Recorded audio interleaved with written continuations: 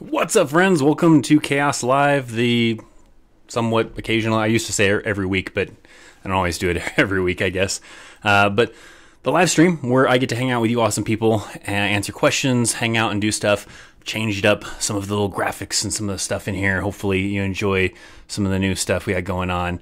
Trying to just increase quality. You may have seen even like the last video that I did, try to increase the quality a little bit. So yeah, trying to make improvements. So we'll hang out, we'll do some conversations about Army related stuff, try to answer questions the best that I can, and just have a good time, hopefully.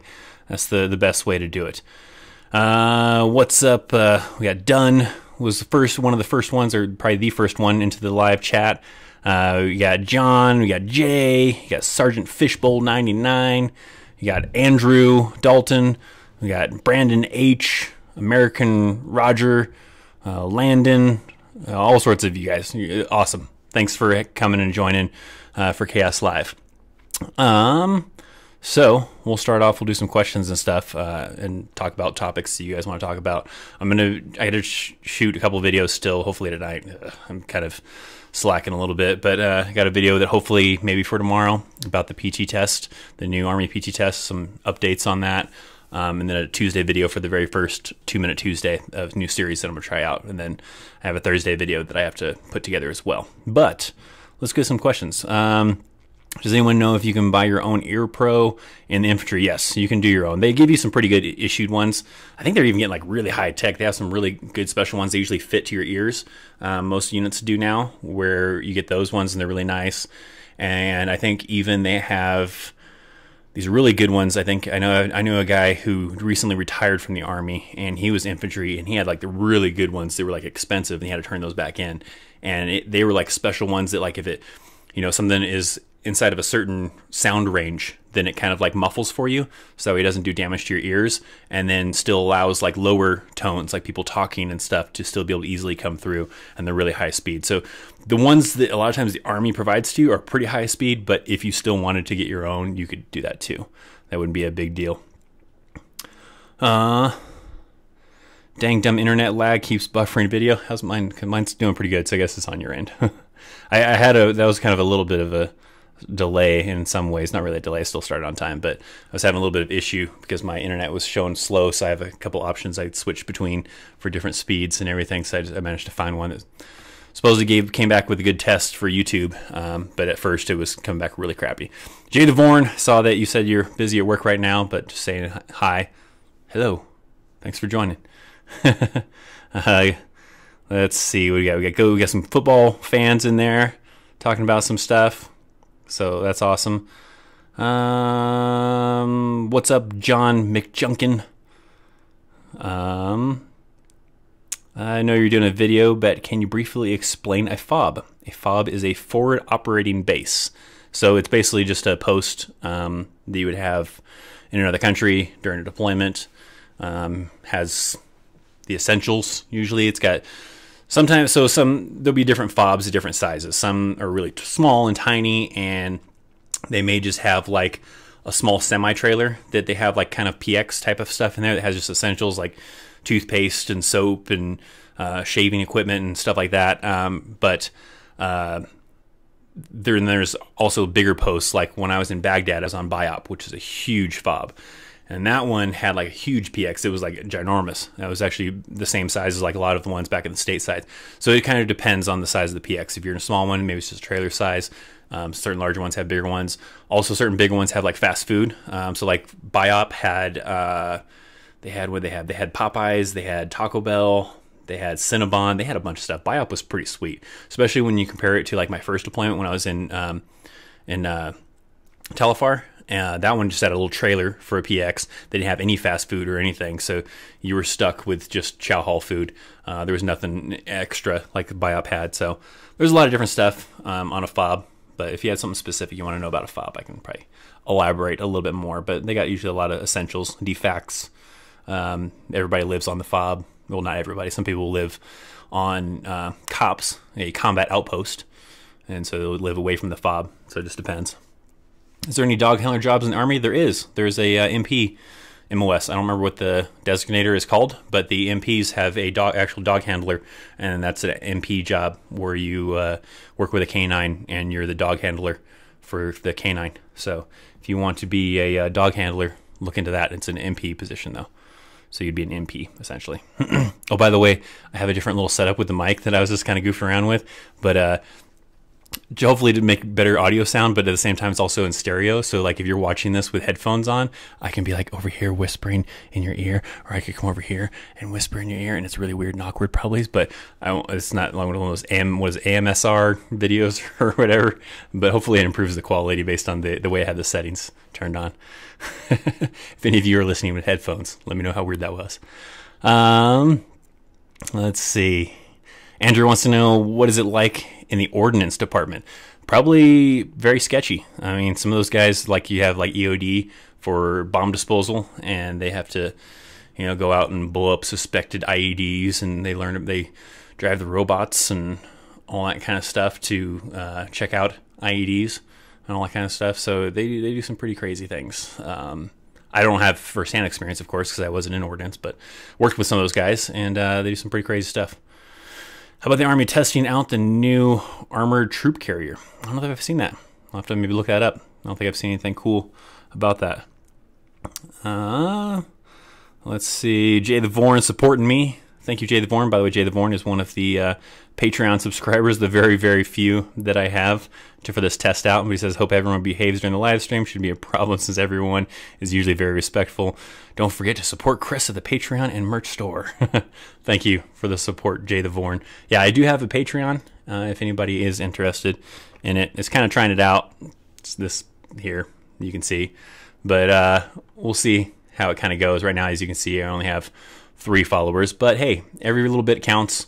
There's different tiers for different perks and all that kind of fun stuff. It's fairly cheap, $2 to $10. Just kind of mostly trying it out, but if it probably stays like this with 3, I don't know if it's going to be so worth it right now. I may have to revisit this later when we get things pick up a little bit more on the channel, but I'm giving it a whirl, giving it a try. If you want to check it out, ChristopherChaos, or patreon.com/ChristopherChaos, and there's different perks. If any of those interest you and you want more content than what I currently offer on the channel, maybe think about it. And if it works out well enough, then maybe I'll continue doing it for here on out. But as it stands right now, it may not stick around forever. We'll see, though. I always lose my mouse. There we go. I have 4 monitors, so I sometimes lose the mouse, figuring out where it's at to be able to scroll through comments and be able to catch up with where you guys are at. Are you allowed to GoPro? Are you the same person that asked that question in the comments on one of the videos? Somebody asked in one of the comments on one of the videos if you can go have like a GoPro out on mission and stuff. And a lot of times with that, if you want to use it for like posting online or anything like that, they want, which is called the Intel guys, S2, to look at it and review it and see what kind of footage you captured, and if it contains anything classified or top secret or secret or whatever, then they'll tell you, no, you can't post this, and they'll probably even delete it. But just so they don't have to go through that hassle of reviewing your stuff, they usually just tell you that no, you can't take a GoPro off base when you go on mission, when you're deployed and do stuff. They probably don't care as much. Like if you're just doing stuff during training, you'd probably be okay with getting away with it. But if you're on a deployment in Afghanistan or in Iraq or wherever, a war might spring up for the Army to have to react to, and you want to put your GoPro on and capture some footage of some awesome stuff, you're probably not going to be allowed to. So it's kind of a tough thing. New MRE idea sushi. I feel like that would be really horrible. I don't even like sushi just normal, but I would imagine that would go bad really fast. I have an option 40 contract with 68 whiskey. Thoughts, comments? I don't even know what a 68 whiskey is. I got to look it up to find out what a 68 whiskey is. Let's see. 68 whiskey. But option 40 is Rangers, right? Is that option 20? I always get those two mixed up. Medic. Oh, that'll be awesome. You'll probably have a great time. It'll be a lot of hardcore type of stuff. I would imagine with a medic being in the Rangers, you would have a lot more high-speed, cool stuff that you would get to do compared to just a regular 68 whiskey, just an active duty, just in some regular old unit. So I would imagine you're probably gonna have a lot of interesting things, a lot of more advanced stuff that you're gonna have to be have to do and learn. So I'd imagine, if you're really into like the medical field, then I'd imagine being in the Rangers as a 68 whiskey would be pretty high speed. Yo, Chris, I'm a UK Army cadet corporal, becoming a sergeant in a week. Have you ever wanted to do ROTC? No, I have not. I'm not. I don't know if I'm officer material. But thanks for watching all the way in the UK. That is awesome. I love hearing like people watching from other countries. I get a lot of comments of people that are in other countries wanting to know how it works to get a green card, and I don't know the whole process of getting a green card, but I know it's a pain. And then being able to join the Army. But it's awesome to read about you guys that are in other countries watching my content and everything like that. But good luck to you. Hopefully it works out well. I don't think I'd want to go through ROTC because I didn't even like getting my associate's degree going to college. That was a pain. So going through a 4-year college should be a massive headache. My friend wants to get deployed. What's better, active, reserve, or National Guard? Well, actually, active duty. Active duty would be your best bet. But if you're trying to compare between reserve and National Guard, definitely reserve, because National Guard is more stateside stuff. So if there's, hurricanes and other things happening in the United States that need some kind of military help, then you're doing that kind of thing. But reserves can possibly get deployed to a combat zone if they're needed. So reserves would be more likely to go on a deployment, but even more likely than that would be just active duty Army. So, I thought fob meant a $400 BMW key. That's a clearing they up. I don't know what you're talking about. Oh, if I know what you're talking. Okay, yeah, a key fob. Yeah. But yeah, in Army terms, anyways, because Army makes up their own acronyms. So like POV, you may know it as was it a point of view? It's a privately owned vehicle in the Army. So I mean, the Army makes up their own. So fob may be a key fob for you, and for Army, it's a forward operating base. So thanks, Chris, for the explanation. You're welcome. I'm not sure which one your explanation was. I get so confused, like reading through you guys' stuff, trying to keep up, and I lose track of who asked what question, and you guys ask follow-up questions. I'm like, what the heck are you talking about? But I try my best to keep up. Can you bring your own M4 parts to a deployment? No, you wouldn't be able to bring anything weaponized of your own, except for maybe like a knife or pocket knife kind of a thing. But anything as far as like a handgun, a rifle, anything like that, you wouldn't be able to bring any of that stuff on deployment of your personal stuff. Only Army issued things like that for weapons. So, do you know if 11 Bravo can become human intelligence after your contract is up? Really, anybody can transfer jobs. That's not really restricted to only certain MOSs or anything like that.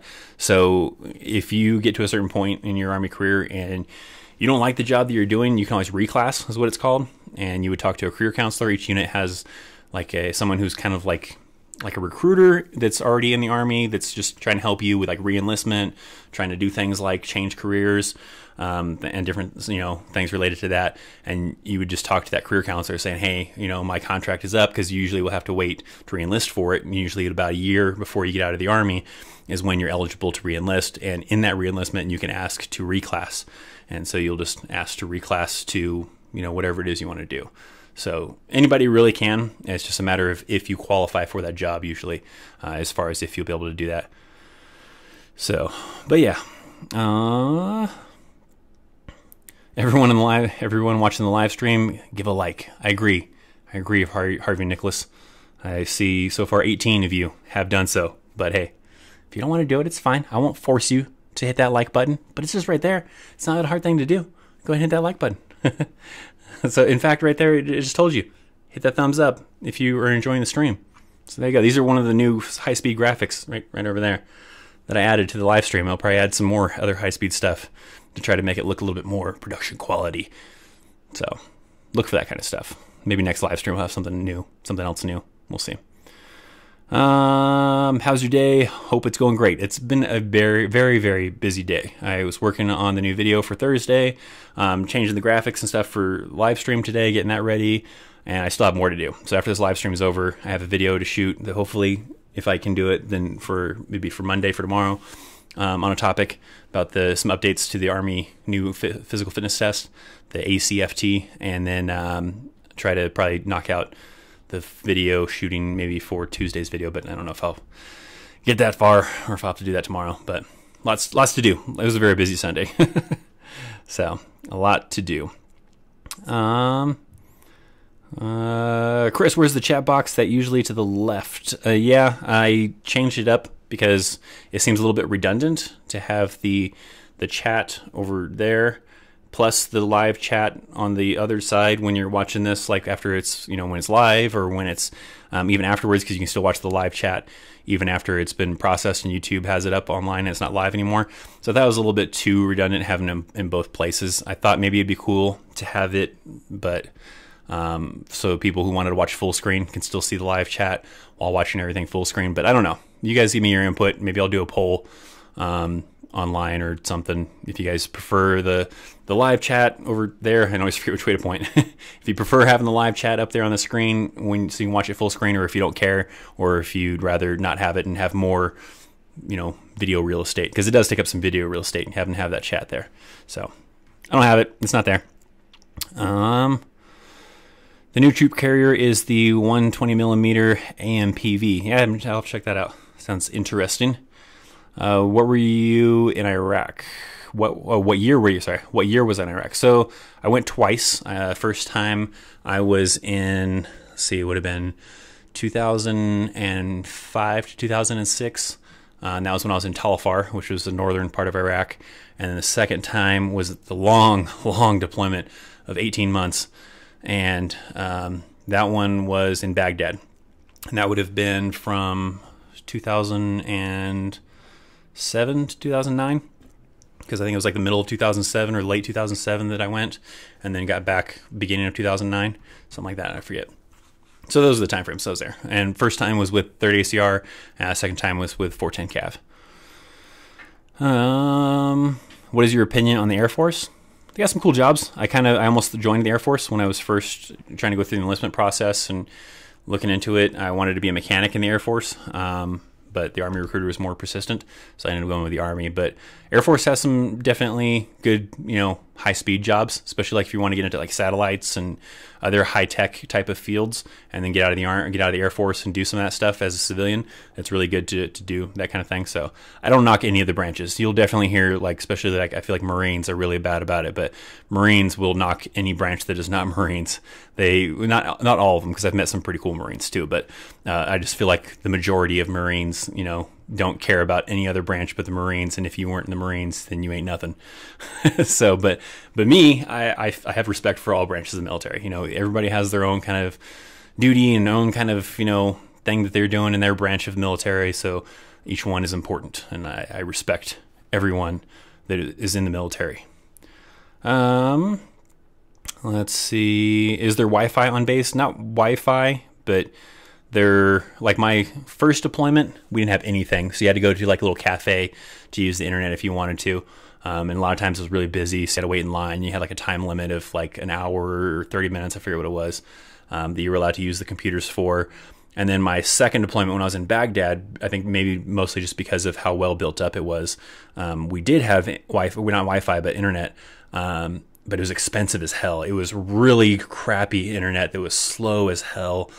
And I think I was paying, $100 a month or something like that. I forget what it was. It wasn't very cheap, and it wasn't very good internet. I think I like tried to do some like YouTube videos back then too, like from that base, and it would take forever to try to upload a video. And it was a challenge just to watch videos too.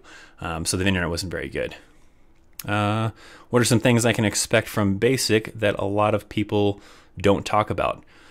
I don't know, about as far as things they don't talk about. I don't know. I mean, the basic stuff, with basic training is, you're going to get yelled at, which I'm sure you already know. You're going to have a lot of restrictions, which I'm sure you already know. You're not going to get to use the phones every day. You might get them once a week, or I don't know. Not sure how they kind of do it nowadays, but it's not going to be all the time. I don't know about things that you don't already know. Usually they don't let you eat junk food until after your first PT test. So like usually they'll have it in the chow hall, but you're not supposed to eat it unless you've already successfully passed your first PT test pretty well. Otherwise they'll yell at you, but a lot of times they don't keep up. They won't know a lot of times, but it's still a good idea. Otherwise, I don't know. It's not very fun. Well, some people do. I can't say it's not very fun because I've talked to some people that said they really enjoyed basic training. So it's kind of hard to say that it's not fun because there are some people that did have a good time.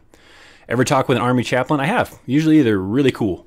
Probably Army chaplain I've ever talked to is always a really cool person.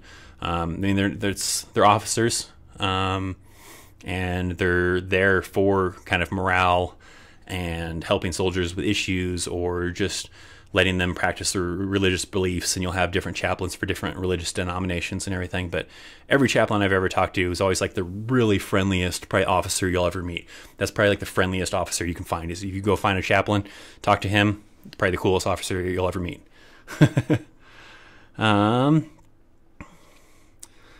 Let's see.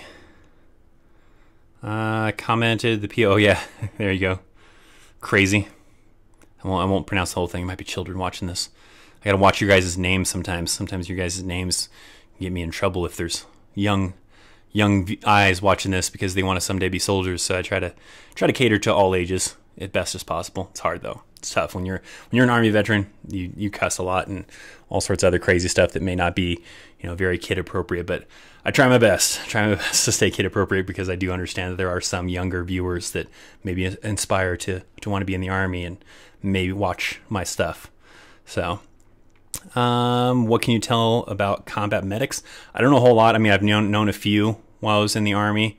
They were cool, but I don't really have anything really good insight probably for you for a combat medic. But they do cool stuff. Well, not really, not to me. I mean, I hated doing IVs. Like I had to do it as a combat lifesaver.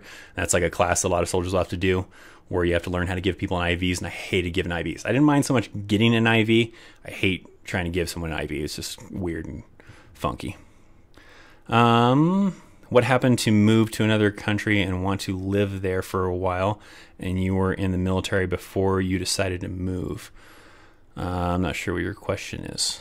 It says, what happened to I think I understand though, but you're kind of sometimes words missing and when you try to type them out, I think. But what you're trying to say, what happens if you move to another country and you want to live there for a while and then you're in the military before you decide to move? I'm not sure. Yeah, I'm kind of confused by your question. If you're talking about so if you're from another country, you have to get a green card to even be able to get in the Army. If you're a U.S. citizen, you want to live in another country and then join the Army, you're going to have a crazy background check. They're going to want to know why the hell you were living in that other country. They're going to have to go through a little bit of a process probably, but if you're still an American citizen, you were just doing a work visa there, probably wouldn't be that big of a deal. You just might have an extra headache of them trying to find out why the hell you were living in another country. And then if you get out of the Army and want to move to another country, there's nothing to stop you from doing that. Does the Army healthcare pay for eye laser correction surgery? They do. If you qualify for it and they feel that surgery will correct your vision, then they do. And you have to have more than a year left in the Army. Like I probably could have done it, but I am super sketched out with anything coming close to my eyes. So I can't wear contacts because I feel sketchy with trying to put a contact in. And then even though like the surgery, like I've known several soldiers that have had it done, and they said that they drug you up so much that you don't even remember it, but you are awake during it, and I don't like that idea. I don't like that idea of being awake and then them torching my eye with a laser to correct the vision. So I was not up for that. But yeah, usually I think you have to have like a year left at least in the military to get that surgery done. But I've known several people that have done that, and so you can, yes, and it's free. Let's see. Did you go through RASP? If so, scale of 1 to 10, how hard was it? What is the biggest thing you'd recommend someone focuses on doing in the program? I did not. So I guess that's the end of that answer. No. But I don't know. I mean, I've known people that have gone through before it was RASP, when it was still called RIP. Ranger, what was it called? I don't remember what RIP stood for. But back when I was in the Army, I think later they changed it to RASP. But I don't remember which point they changed it. But before that, it was called RIP. And I've known a few people that did that, and they said it was pretty tough. But as far as how hard, I would say pretty hard. You're going to be pretty exhausted. Everybody I've known that has done RIP before it was called RASP, but it was exhausting, super tiring. So it's definitely not easy. Probably like a 10. I don't know. But the way they explained it to me all the time, it was always sounded like it was a 10, and it was really tough. But it sounds like it's really physically demanding as well as exhausting, to where you want it to sleep, but you're going to be a little bit sleep deprived because of all the stuff that you're doing and everything. So it'd be tough. The infantry video. Oh God. Yes, I know. I still have not done the dang 11 Bravo video.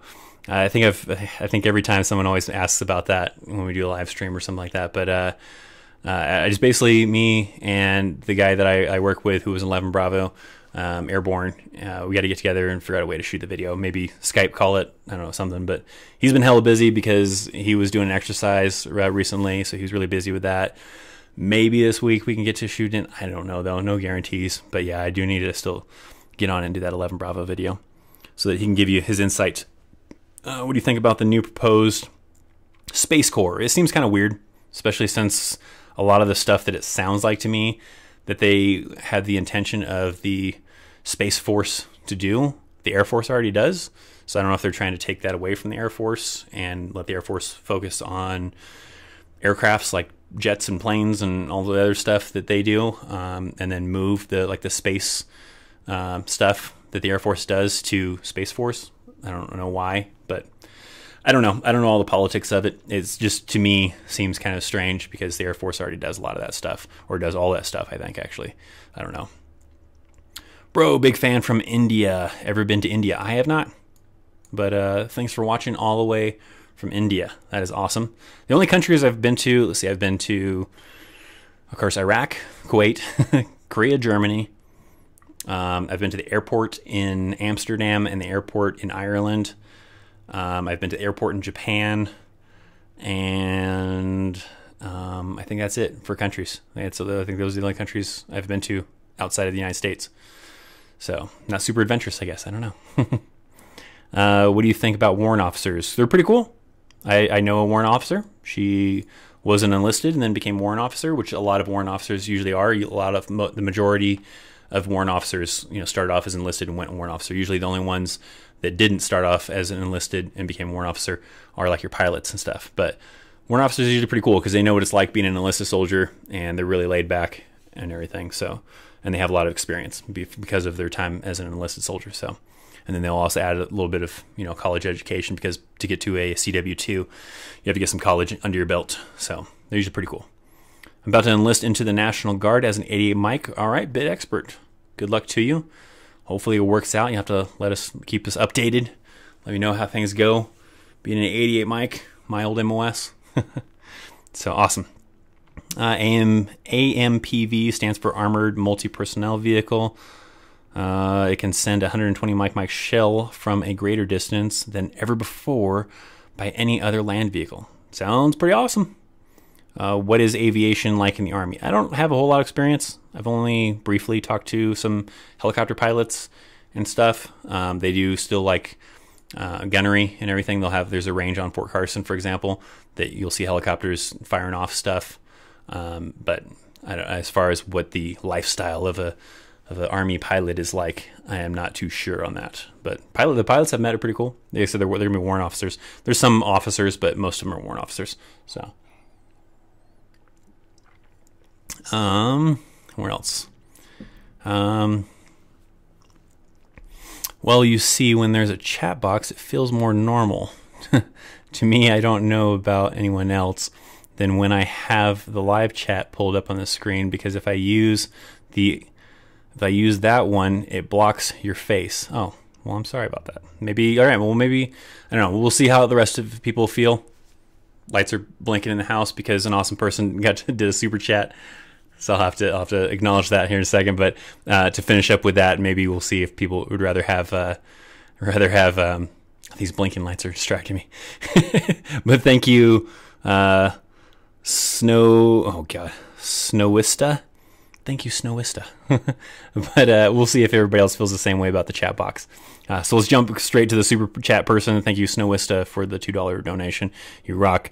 Thanks, man. It's not much, but I guess it helps. Hey, anything is cool. The cool thing, about it, I always felt weird about, people donating to the channel or anything like that. I make some from ad revenue. This month actually was a really good month. But recently, as I'm trying to increase the quality of these videos, I found that because I have that revenue money and any other money that I earn from this channel go into a separate bank account than my personal one that I get my day-to-day job paycheck from. I have that business account, and I use that one for things that are related to the channel. So like recently, I bought some presets for Adobe Premiere to make some cooler graphics. For example, the graphics have been popping up on the bottom. That's part of a preset that I paid $20 for. Probably could have made it myself, but it did save me a little bit of work. As well as some other presets that I bought for like $20 a piece. And it was really nice to be able to have that, just funds that I don't have to pull from my personal account to use for this channel. And so anything is awesome. You know, like I said, I feel weird about receiving donations, but it does go for a good cause. I don't use it to, you know, spice up my Lexus or to do anything, you know, really anything extra. Actually, it all sits in the bank account and it just gets used for this channel. So it gets used for my Adobe subscription. It gets used for my Epidemic Sound subscription for audio and all sorts of stuff. So it all goes to this channel. Maybe at some point in time I can quit my day job and I can give myself a paycheck from it. But for now, any donation that anybody gives, whether it's from here, from revenue, from Patreon, whatever, it all goes 100% to the channel and to help build the channel's quality, to pay for licensing and all sorts of other things. So thank you very much. Anything helps is awesome, but not required, but I appreciate it. All right, where did I leave off? Let's see. Video idea, home of record driver's licenses, license plates, state taxes, voting by mail on active duty. It's a good idea. I might have to do that, but basically, just for anybody who's curious, I mean, I can do a more elaborate video, but basically, when you're in the military, you get to keep your driver's license from your home of record. Certain states don't charge you state taxes on your paycheck for the Army, so you get that for free. Your license plates, you can keep your home of record license plates, and sometimes get it a lot cheaper because you're in the military. So, but yeah, that's a good idea. Maybe a future video about some of those perks when you have a home of record somewhere else. So, thank you for that, Harvey, for that awesome suggestion. What's life of a 19 kilo like? A tanker, huh? I worked with a lot of tankers. I wasn't a tanker, obviously. But a lot of gunnery. You know, you're doing a lot of tank gunnery, a lot of working on your track vehicle with your tank. I did work with a couple guys who were tankers in the Army, and, you know, they seem to love it. They, you know, believe tankers are very high on the you know, food chain, but, you know, to each his own. But yeah, a lot of gunnery, a lot of working on your tank and doing stuff with your track vehicle. But as far as too in depth, I don't know. Maybe that'd be a future video after I someday get to that 11 Bravo video that I've been talking about forever. And other parts of the screen, and when it fades out with someone comments, something pops out of nowhere. Oh, it's just about the chat thing. Yeah, I don't know. We'll have to see. We'll have to experiment. If you want to be in the Army choir, do you have to audition at MEPS? I don't even know. Did that Army has a choir?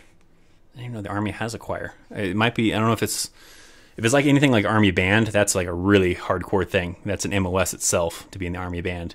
And you have to be really already. You can't be like go into that like because you know a little bit of how to play guitar, a little bit of how to play an instrument. You have to already be like really good at playing an instrument usually to get accepted to be in the Army band. But I don't know about anything about choir. I don't know. I didn't know the Army has a choir. Ever met anyone from French Foreign Legion? I have not. I've met some Swiss. When I was in Korea, I worked with some Swiss people, and that they worked up there on the DMZ with me. They were pretty cool. They're like the Swiss Army. They're allowed to grow out facial hair. I thought that was pretty sweet. I was like, man, I'm so jealous. Now I can have facial hair, so not a big deal now. How hard was the ASVAB? I really goofed off when I took the ASVAB. I took the ASVAB when I was in high school to get out of class because it got me out of like 1 or 2 classes. So I kind of just goofed off and didn't really put a whole lot of effort into it. If I knew the answer to the question, cool. If I didn't know the answer to the question, I wouldn't put a whole lot of effort into trying to figure out the answer to the question. So I'm not the best person probably to kind of go off that. That was the only time I've ever taken the ASVAB was back in high school in 1999. Or no, it would have been 99? Yeah, it would have 98 maybe. I don't remember what year it was. I took the ASVAB, so not the greatest person to probably get ASVAB advice from.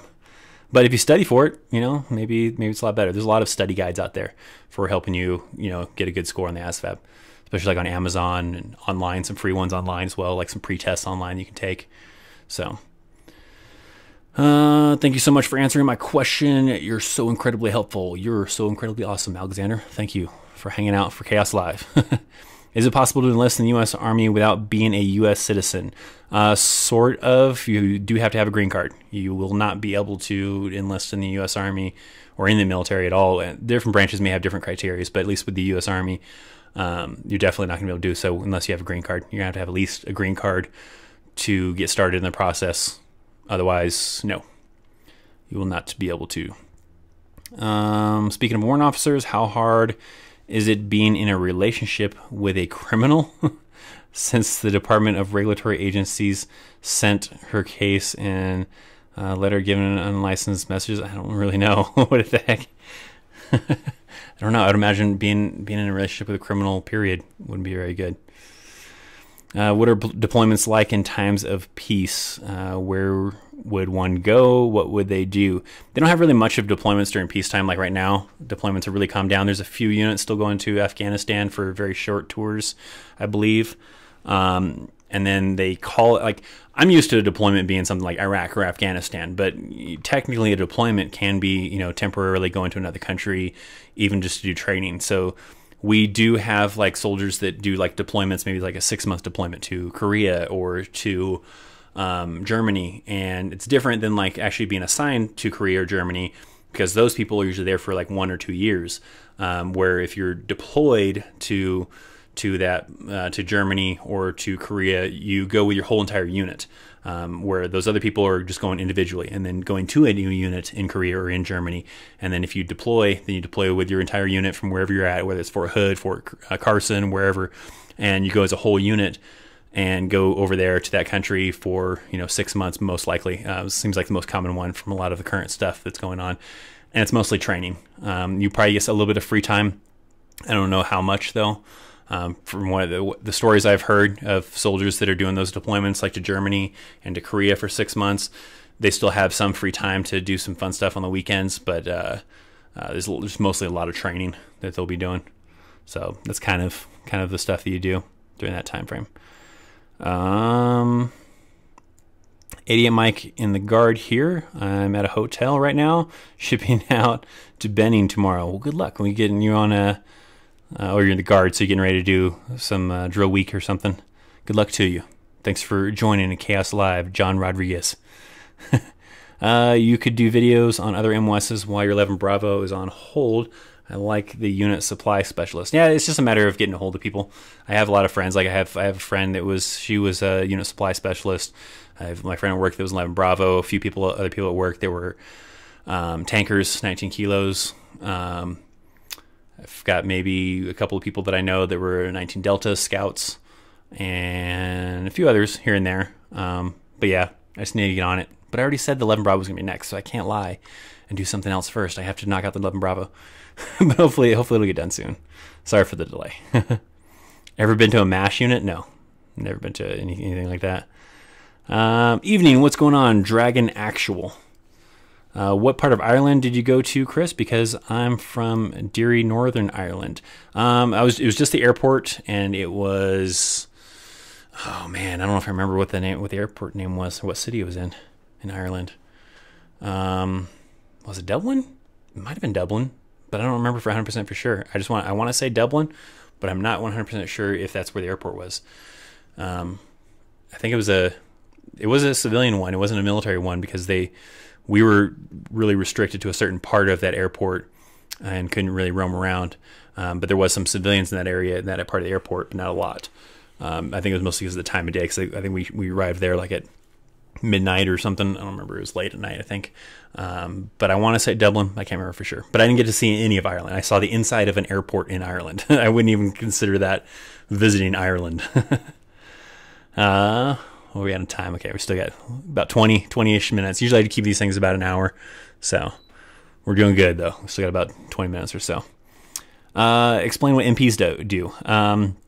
Essentially, I want to learn more about MPs. Cool. So MPs do MP stuff. A lot of police stuff. So like usually in garrison, like in the United States, it'll be kind of your basic stuff you would expect from a police officer. They have usually certain platoons or squads or whatever that'll be on like patrol duty, and they'll be the ones doing the patrols on post to catch people speeding, to respond to calls and do all that kind of stuff. And then usually, if you're not on patrol duty, then you could be working the gates, checking IDs to get on post for like people getting on base, and then also just doing training. So that's kind of usually the cycle. They have like their own little cycles they kind of rotate through and do. So they'll rotate from, you know, doing patrol duty to gate duty to training and all sorts of other things like that. But and then when they're deployed, they're doing a little bit of that as well, like on base. They're still, you know, catching people speeding in a military vehicle on post on the fob, and then also doing a lot of missions off base, similar to like what infantry guys do, doing raids and different things like that. So essentially, that's what I know about MPs from my experience of working with them and talking to them and all that kind of stuff. So, is making a career out of the Army a good idea? I would say if you find something that you enjoy, then sure. I kind of got sick of the Army lifestyle after a while, so it wasn't for me. I didn't want to stick it with it for the whole 20-some years and retire. But a lot of other people that do, you know, go all the way 20 plus years and retire, it's because they enjoyed doing what they were doing. And so that's usually the key part, is just making sure you find something that you really enjoy doing, and then sticking with it if you want to do it, if you like that lifestyle. But you can even sometimes have a job that's great. You may love the job, but the lifestyle of being a soldier in the Army maybe isn't for you, and you'd rather do that job as a civilian. And I've seen that case too. So it just depends on the job, I think, that you're doing. Have you watched the movie Sergeant Bilko, another funny movie that is Army related? Probably a long time ago. I don't remember the movie too well though. I'm shipping to Afghanistan in January with my unit. Well, good luck to you, John Rodriguez. There you go. There's someone going to deploy into Afghanistan. They're still existing. They're still going on. We're still doing some stuff in Afghanistan. Nothing really with Iraq. I think some people with Kuwait, and then people with Afghanistan doing different things. Mainly, I think a lot of the operations they're doing in Afghanistan is like helping like the Afghanistan police and the Afghanistan Army with training and all that kind of stuff. So, is it true that Navy culinary specialists are better than Army culinary specialists? I don't know. I have never tasted any food from a Navy cook to be able to give a good comparison. So I couldn't tell you. I wouldn't know. Let's see. ASVAB wasn't that bad. Easier than the SAT. The GT General Technical score is probably the most important part from the overall score with a battery. What's up? How's your night going? Yeah, there you go. Derek gives a good summary. I mean, there's a lot of like he's saying, the technical part is probably one of the key parts of it, because that does kind of play into the factor of what jobs you get. And then your overall score, you know, still applies too, but that's probably a key part in getting the job that you want. What was my favorite cadence? Ooh, Jared, let's see. I don't know. I didn't really like, there's some that are pretty cool. I didn't like singing cadence because I felt weird singing, and I'm not a singer. But there's probably some favorite ones. I can't think of anything off the top of my head, but I don't know. A lot of them I don't remember very well. I remember pieces of some cadences, but I don't sing cadence anymore, so a lot of them just kind of slip away. Let's see. MP school is at Fort Linwood, Missouri. Yes, it is. I think I don't know if he's in here. Usually there's a guy who comes in to the live streams a lot of times. Paul. I think he was an MP, I want to say. I don't remember for sure. I want to say he was. But yeah, Fort Leonard Wood, Missouri is where they do MP's OSIT, because it's actually like an OSIT. It's not infantry OSIT, it's MP OSIT, but still. What do tankers do? Like I think I talked about it just a minute ago. Maybe if you didn't catch it, it's a lot of gunnery, a lot of working on your tank, a lot of stuff like swapping out track and doing things like that. So can MPs give you a speeding ticket? Yes, they can. So like on post, usually like both deployed and, you know, in the stateside, they give you a ticket. Usually the tickets are a lot cheaper than they would be like on the civilian side. And they commonly don't go on your driving record, but they do usually go to your units, and some units are pretty strict about that and will really get mad at you for getting a speeding ticket on post. So yeah, it's not fun. And then it's really bad if you probably get a speeding ticket while deployed. Your unit's really going to be mad at you. They don't think they give you a ticket for that, but they're going to contact your unit and say, hey, you're doing, 55 and 35 or whatever on post or whatever, and your unit's probably gonna be pretty upset with you for that. But yes, you do get tickets from MPs on base if you get caught doing something illegal. What are the possibility of posting destinations for fuelers, petroleum supply specialists, in the Army? Well, it'd be essentially, I don't think there would be really a lot of restrictions with that, because they're needed everywhere and they're used all over the place. So it's just a matter of slots being available, and which that just varies from time to time. Especially like those smaller posts, like Fort Huachuca was one that I wanted as an 88 mic, but there wasn't a lot of slots available as an 88 mic. And I would imagine because that's a small intel post, Fort Huachuca would be one of those ones that only have a small number of slots for different MOSs. So it's a matter of having those slots available for you to get into to go to that post. But really, that petroleum specialists, 88 mics, water purification, MPs, a lot of those certain MOSs, pretty much almost any post you can go to is just a matter of the availability of positions there to fall in under. So my cousin is a sniper in the Army. He got back 2 months ago from 15-month deployment. Can you explain sniper training and what they do when deployed and just stationed in the U.S. or anywhere? I don't have a whole lot of knowledge as far as like what they would do deployed sniper stuff. Being a sniper qualified is usually an additional training. A lot of times it's usually like 11 Bravos go through the additional training for sniper training. And you get that little identifier on there to be allowed to, use the sniper rifle and do sniper missions and all that kind of stuff. But usually it's 11 Bravo that's sniper qualified most of the time. But I would imagine stateside's very similar to what a lot of 11 Bravos do stateside, which is just a lot of training because you don't have much of a mission when you're stateside. So you're just doing a lot of training, a lot of horrible, duties on post like mowing grasses or picking up trash when you're not doing training. So, but that's my best knowledge. I don't really know a whole lot as far as deployment wise, what a lot of the job is of a sniper. Let's see. I want to be a combat medic in the Army for at least 6 years, but when it comes to getting your own home, will the Army help you, or are you on your own? No, they sort of help you. As a veteran, you have benefits available to you, like the VA loan.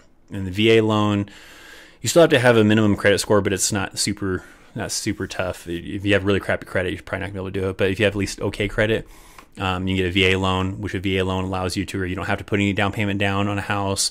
If you have any kind of disability, any percentage rating from the VA, then they waive a lot of the fees that normal people would have to pay.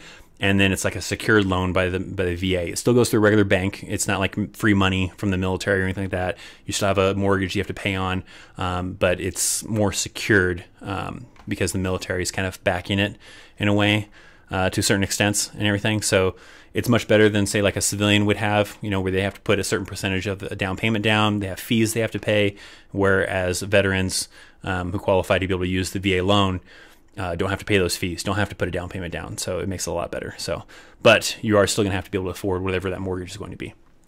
So hopefully that helps. Hector, how do you rank up to corporal? Corporal is a tough one. That one's usually someone who maybe is going to be a leader at some point, but that unit, that platoon or whatever, needs them to be a leader now and doesn't want to wait for them to make points or complete schooling to be a sergeant. So a lot of times they'll promote a specialist to a corporal, even though it's the exact same pay, but you have different leadership responsibilities. It's really a big thing with like infantry units and combat arms units, but it is still done in other units as well, but usually for that reason, they want that person to be in a leadership role. Sometimes for stupid things like being able to pull 24-hour duty and they need a leader to do it with some soldiers to pull CQ or staff duty or whatever. But then other times it's, because, hey, they're short on squad leaders or team leaders and they want this person to step it up and be a team leader and be a squad leader. And so rather than them being a team leader or squad leader as a specialist, they'll make them a corporal. And that's usually kind of how it goes. So it's really just depends on the case of why. It's not usually something you can just try to move your way up to. And in some cases you don't really want to, because like I said, it's more work for the same pay as a specialist. So kind of how it goes. I remember during my last year in the Navy, JROTC, my platoon had to come up with their own cadence, and it sounded like something out of Barney. Yeah, I would imagine. I imagine that wouldn't play out too well unless you have someone who's like really musically inclined that knows how to structure it well enough to make it sound good. Otherwise, it's just a bunch of people probably trying to throw some stuff together that rhymes and probably sounds like crap. Chris, do you think there will be a future 5 and 6 star general? I definitely don't think a 6 star. I think that was kind of just a special thing that they mainly did with Omar Bradley, and then because they realized that when they promoted him to 6 star general that they technically made him outrank George Washington, then they had to promote George Washington, after he's already dead for hundreds of years or whatever it was when they did it, but. I don't think that'll ever happen again. I think that's kind of a one-time kind of deal. 5 star possibly. We almost had one with what was it? What was his name? I can't remember his name. From back in the Desert Storm days, though. That general, he was a 4 star general, and he almost got promoted to 5 star general. So I think it just depends on the situation. I think Petraeus was even, kind of in the running for possibly getting promoted to a 5 star general during the Iraq War, after Desert Storm. During the more recent Iraq War. But it just depends on how things go. So 5 star general, I could potentially see that happening. 6 star general, I don't think that'll ever happen again. I think that'll be a one-time kind of thing. Can you do a video about POWs? Probably. Maybe I'll put that on a list. I have a list on a whiteboard over here and also some stuff on my phone for a lot of different video ideas. And there's a lot of them that I am trying to prioritize to ones that I think are more requested over than others. And then trying to fill some stuff, but there's a lot of videos on the list. I'm surprised. a lot of them come from like you guys requesting stuff that you want to know more about, and it usually triggers something to make me think, oh, that's a great idea, I'll do this video, and then maybe related to that, this video would probably also be important. So I get a lot of ideas from you guys. Some of them I come up with, some of them I come up from friends that tell me about stuff that they're interested in, but there's a lot of videos that I needed to do. POWs could be eventually one that I do. Binging a bunch of your videos, then had to remind myself I'm too old for that sort of fun. Thanks for your service. Well, thank you, Tom. I think the nice thing too about my videos is it doesn't necessarily have to be because you want to join the Army. Maybe you're just curious about what it's like that these people go through. Maybe you know somebody who was in the Army or is in the Army or even in the military in general, and you don't know what their lifestyle is like, what they had to go through. And I think it's very beneficial for people just to kind of understand that, what that job is like. Sometimes I might be curious about, the life of a Navy SEAL. I wouldn't ever want to be a Navy SEAL, but, it's interesting to see stuff on it. And so it's, I think, still good for a lot of people for this stuff, my content, just to, feel curiosity or to help you join the military. Either one, I think it's kind of great, kind of a thing. What was my specialty? I was an ADMIC, transportation. That was my specialty, I guess. Getting a DUI on active duty is really bad. I never got one, but several soldiers I served with did. General officer remained and lose on post driving privileges. Terrible. And so, Harvey, they have actually cut down on that big time, especially since I was in the Army. Like, kind of a same situation probably like when you were in the Army. If you got like a DUI or even like, came up hot from a drug test, a lot of times you get knocked down to E1, do a bunch of extra duty, all sorts of other punishments. The Army is really strict on it now because we're not in a time of war and they're not so desperate for soldiers anymore. And now a lot of times people who get DUIs and come up hot for drugs, they're getting kicked out of the Army and getting dishonorable discharges. It's crazy. I mean, I think it's fair. You shouldn't mess up. You shouldn't be doing that kind of stuff. You're endangering other people's lives when you are, driving while intoxicated, using drugs, whatever kind of a thing. You shouldn't be doing that anyways, but they're definitely cracking down on that kind of stuff where something like that, you would just simply get knocked down in rank and have to do some extra duty. Now they are kicking you out of the Army for that kind of stuff. So it's crazy. Haven't been able to attend a live stream the past 2 or 3 times. Happy I'm here for this one. Well, thanks, Jake. Welcome to Chaos Live. I always try to I did a poll a while back for this, and I know I guess weekends and the evenings was the top voted one, so that's kind of what I'm trying to stick to, and hopefully sometimes that works out for people, or the majority of people at least, or something like that. And then I don't feel like a lot of people watch them after it's not live anymore. I feel it's more of a thing that people want to watch live, and a few people here and there watch after it's like been processed and stuff. But for the most part, I think a lot of people just only stick to it when it's live, and if they miss it, then they move on with their life. From what I've heard about 5 and 6 star generals, the 5 star general exists, but at this point is unused. George Washington was the only person to hold the rank on 6-star general. Well, yeah, George Washington and Omar Pershing were the only two. But yeah, it's not something that I don't think it'll ever happen again. What are the benefits of joining as an E2 due to college credits over the standard E1?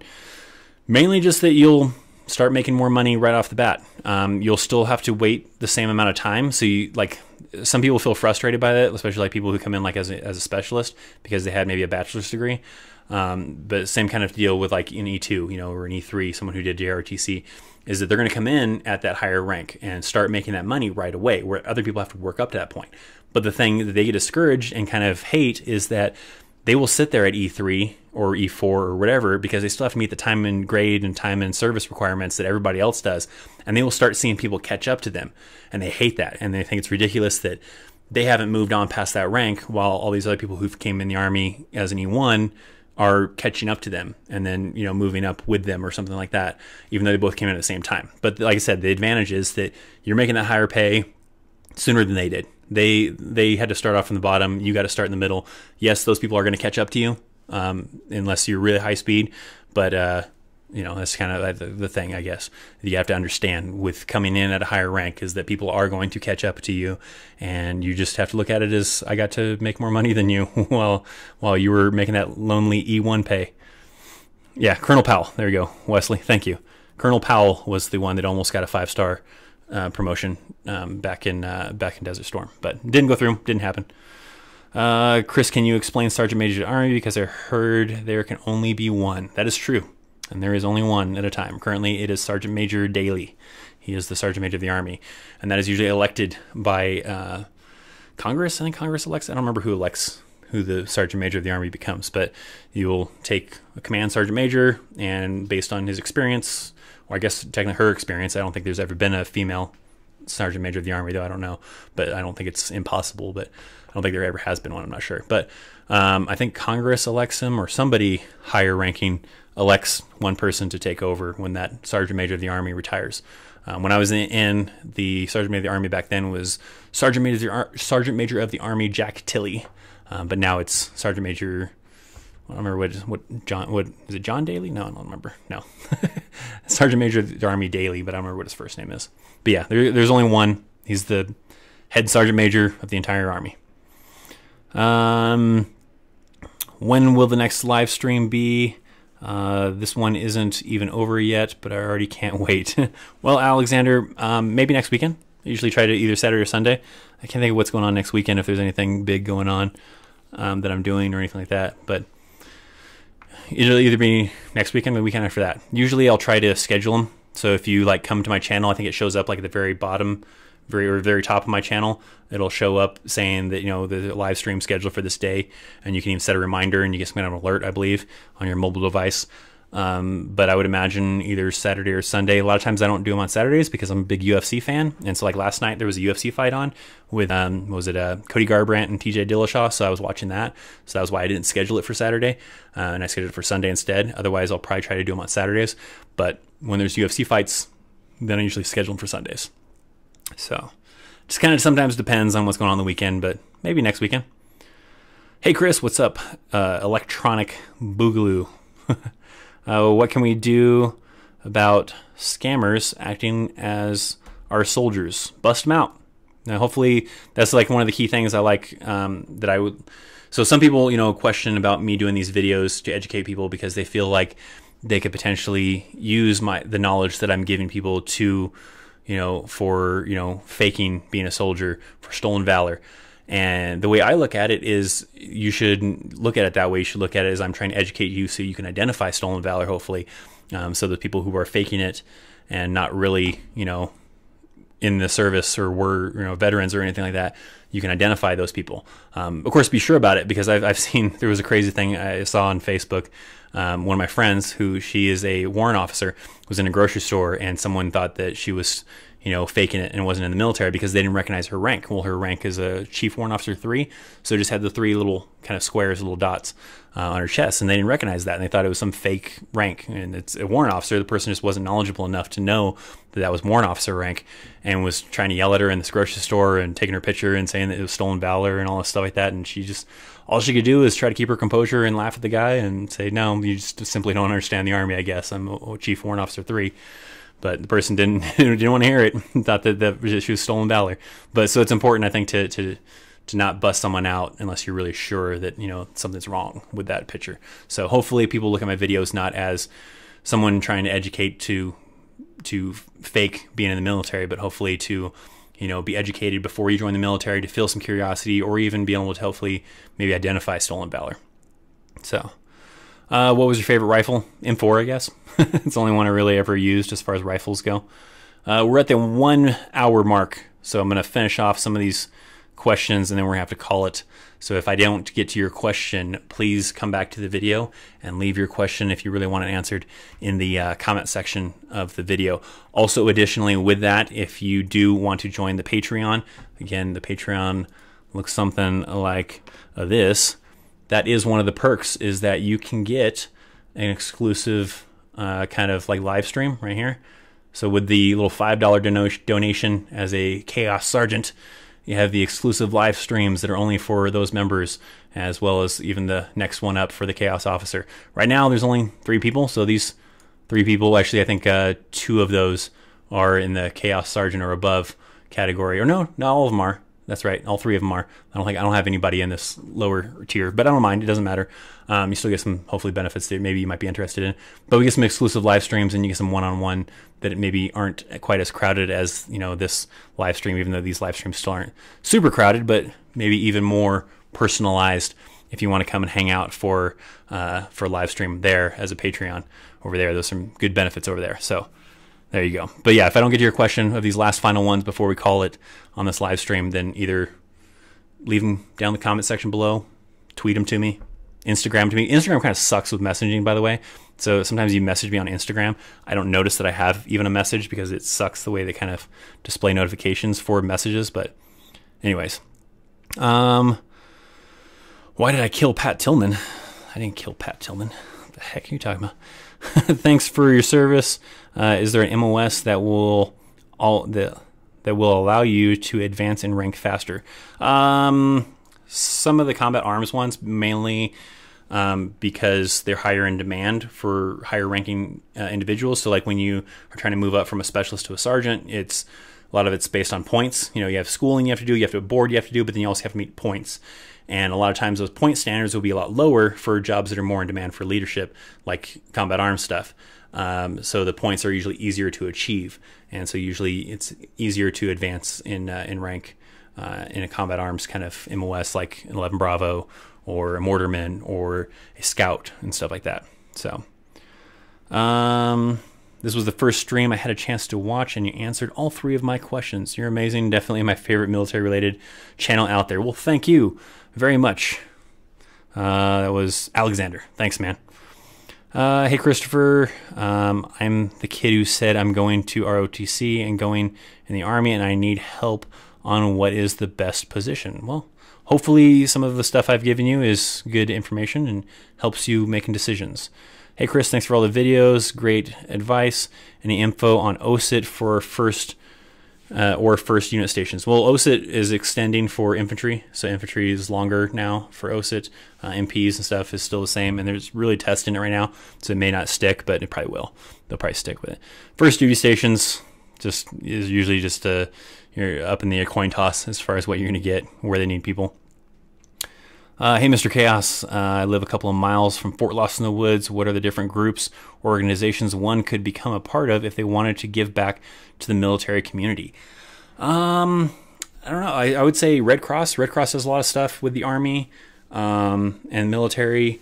I'm not a big fan of like Wounded Warrior Project because a lot of their money doesn't go towards veterans. It goes towards paying the people to run the organization, which I understand, but I feel I think it's like 70%, 80%. I don't know the exact number, but it's a lot of the percentage of your donation for Wounded Warrior goes to their organization, not the veteran itself. So I prefer the ones that are more for veterans, but I don't know a whole lot of them. Another really good one, there's VetTix. You can do like donations on VetTix, and it helps like soldiers who are trying to do stuff with like their families, like wounded warriors and all sorts of stuff, to maybe take their family to Disneyland or go see a concert or take, just go see something cool.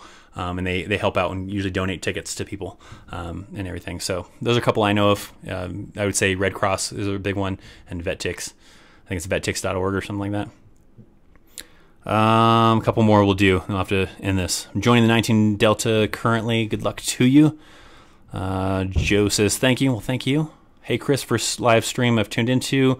Well, would you think of the DJ versus Cejudo match?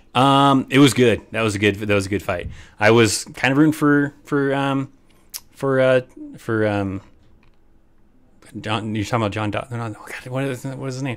It's not DJ. It was but I know the Cejudo match, and then Mighty Mouse.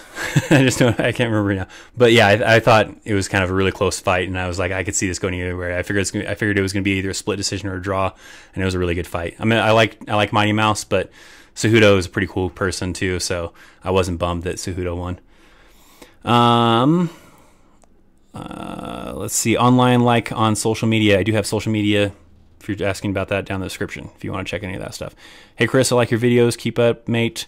Thanks again for doing the Army. And I was in the UK and did Yorkshire Regiment. Awesome. Alex, thanks for coming to hang out for Chaos Live. We'll do one more question. Let's see. We do not get many stolen valors in the UK. It's not really a question, but a statement. Good. That's good though. Did you see any UFOs on the job? Were you lucky enough to go to Area 51? I've not seen any UFOs or anything suspicious, and I have never been to Area 51. I've been in the area, sort of Area 51 in Nevada, and you can kind of see certain signs that tell you not to go this far and all that kind of stuff, and certain things when you start getting closer to Area 51. But you can Google Earth that sucker, and you can see all sorts of stuff in Area 51. Not really anything cool, but you can see like landing strips and everything. You're not seeing like spaceships or anything. But I've never been to Area 51. So, but yeah. So thank you guys for hanging out. Thanks for watching Chaos Live. I do still have stickers. I have this whole thing if you're interested in getting a Chaos sticker. Also down in the description box, I also have the same address if you want to send me mail, you want to send me unit patches. Maybe I'll make a unit patch wall behind me or something. But if you just want a Chaos sticker because you want to throw it on your car or whatever, then you can send me a self-addressed envelope. If you want to put a stamp on it, it makes it a lot easier to send it back to you as well. But if not, I'll put a stamp on the envelope and I'll send you a Chaos sticker if you wish. Or if you just want to send me some fun mail or some unit patches if you were in the Army or you happen to have some unit patches to contribute to creating a little unit patch wall. This is the address, but again, it's also in the description of all my videos. So if you miss it here, you can always check it out there. Thanks so much for watching. Thanks for hanging out. If you didn't yet, hit that like button on the live stream. Make sure you hit that before it ends, or even come back and hit it. I don't care either way. Thanks for hanging out and watching, guys. You guys are awesome. You guys rule. Maybe next weekend we'll be back. Maybe the weekend after that. But there'll be some videos to follow during the week to keep an eye out for, to hopefully give you some more knowledge about the United States Army and all that kind of fun stuff. So thanks for watching. I'm Christopher Chaos. See you next time. See ya.